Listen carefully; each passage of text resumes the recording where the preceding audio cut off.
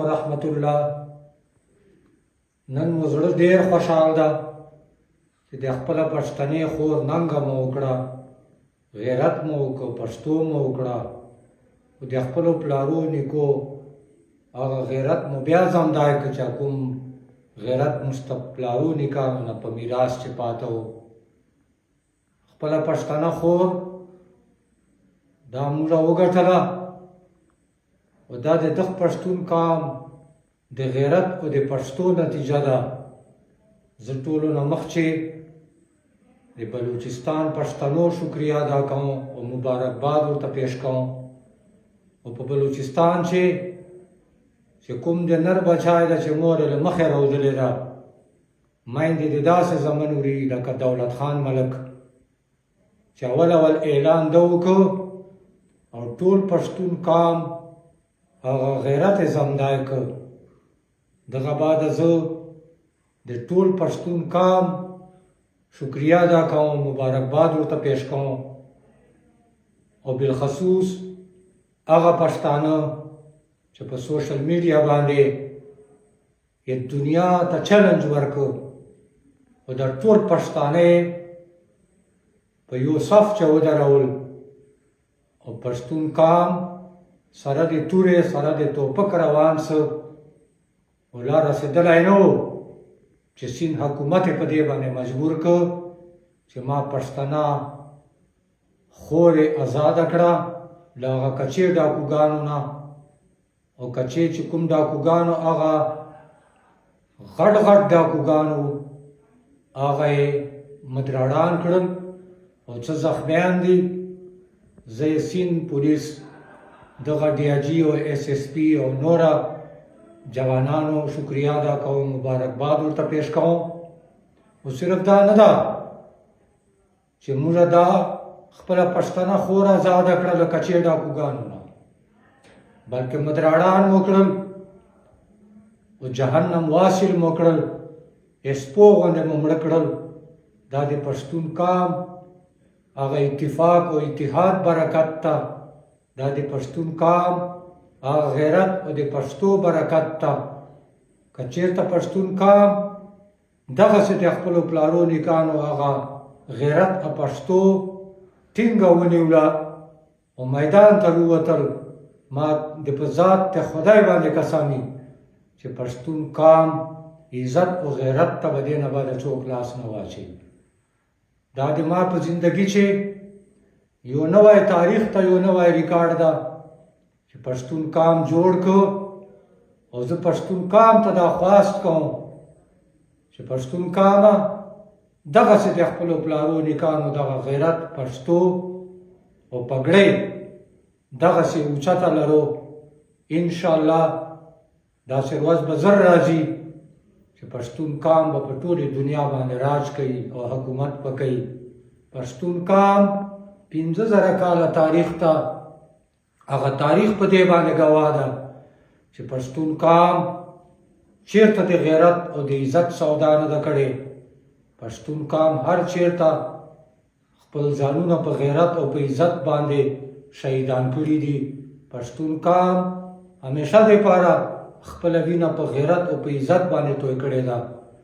خو افسوس چې نن پښتون قام د اغیارو، غدارانو، ایجنټانو، دلالانو له لاسه په داو لګي ده. خو دغو غدارانو، ایجنټانو، دلالانو پروا مه کوو، دا ډېر کم خلک ته دا بې غیرته نور پښتون غیرت په دنیا چې مشهور ده. پکار دا ده چې دغې واقعې نه بعد موږ د په خپل پلار نیکه هغه غیرت پښتو بیا ټینګه په موټي چې ونسو او چې چېرته څوک د پښتون قام غیرت او عزت چیلنج کوي چې هغه ته موږ داسې ځان وښکاره کړو چې د څرنګه مو په دغې پښتنې خور باندې ځان دنیا ته ښکاره کړ. پښتون قام د چیګې سترګې ګرځي، پښتون قام د خپله لونګۍ شامله چیګه ګرځوي. څوک په دې ما لونګۍ شاملې ته په کاږه نظر سره نه وګوري. د الله په فضل سره او که پښتون قام دغسې اتفاق او اتحاد برقرار وساته، پرېږده پارټۍ، پرېږده سیاست، دا د هر څه په خپل جی باندې به سره کوو. چې چېرته د پښتون قام غیرت او د عزت خبره راشي یو موټی او یو قوت او یو اواز موږ ته پکار ده. پښتون قام ولې خپل پلار نیکه تاریخ وګوره، احمد شاه ابدالي وګوره، محمود غزنوي وګوره، تا ته ځان پته نشته چې ته د چا اولاد یې، ته د خالد بن ولید اولاد یې، خو تا نه خپل تاریخ ویر ده چې ما تاریخ کتابونه په غیرت او په عزت باندې ډک دي. زه پښتون قام نوجوانانو ته بالخصوص دا خبره کوم چې و د پښتون قام نوجوانا ووځه له دې پاټیو له دې سیاست نه، پرېږده دا د اغیارو ایجنټانو دلالان، پرېږده دا خان ملک عمله، په خپله به نوجوانه روزې د خپل غیرت او د عزت په ګټې.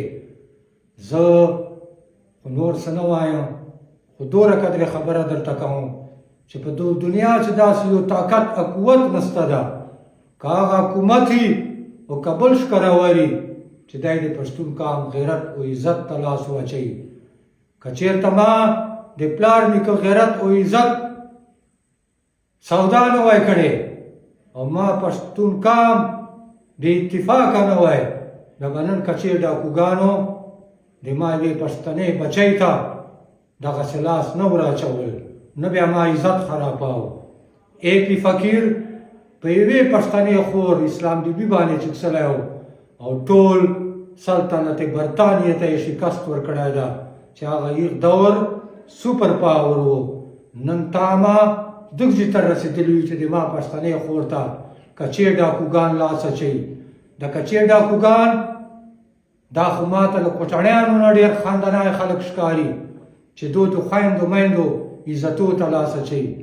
دا چېرته سیندای کېدلی شي چې دی د پښتون خور ته لاس اچوي؟ دا سیندای نه ده، دا کوټاړی نه ده، دا ډم نه ده، بلکې دا به څه شی. نو داسې خلکو ته موږ تاسې پکار ده چې مخ ته د اوسپنو د فولادو دیوار غوندې ودرېږو. هر هغه سړی چې د پښتون قام غیرت او عزت چیلنج کوي، د پښتون قام غیرت او عزت ته لاس اچوي، پکار ده چې د لاسونه ورنه کټ کړو. پلار نیکه تاریخ وګوره چې په خپل غیرت او په عزت باندې څومره جنګونه کړي دي او څومره ملکونه یې فتح کړي دي او څه تاریخ ته او څه یې ریکارډ ده، او نن ته په کوم ځای باندې ولاړې. خو بیا نن ډېر خوشحال یو، ډېرې مو سترګې چیږي دي چې خپل عزت او غیرت مو وګاټو او دنیا ته مو دا خبره ثابته کړه چې پښتون قام به شریف وي، پښتون قام به ساده وي، پښتون قام به لسو شلو روپو غریب وي، خو پښتون قام چیرې نه غریب ده او نه کمزوری ده. پښتون قام مه چیړو، مت چیړو پښتون قوم کو، پښتون قام مه چیړه، که نه پښتون قام به داسې کار وکړي چې دا ټوله مځکه به په وینو باندې سره کړي.